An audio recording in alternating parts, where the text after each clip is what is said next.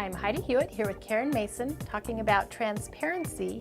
Now, transparency can be applied by objects. We've discussed that. What about layers? Yes, it's also a property of a layer, so you can assign transparency to a particular layer, and then all the objects on that layer will get that transparency. So in the Layer Properties Manager, because we didn't have enough columns in there already, right?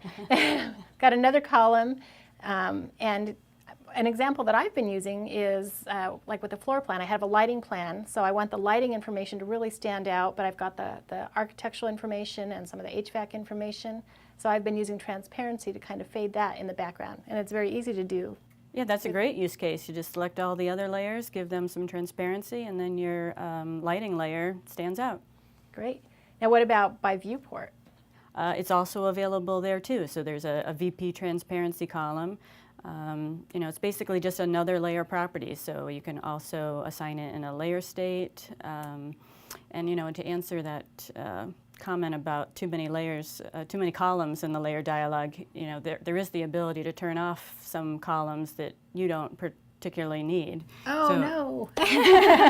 I want them all. So how do you do that? You just right-click on any column, and there's an option there to customize which columns to display.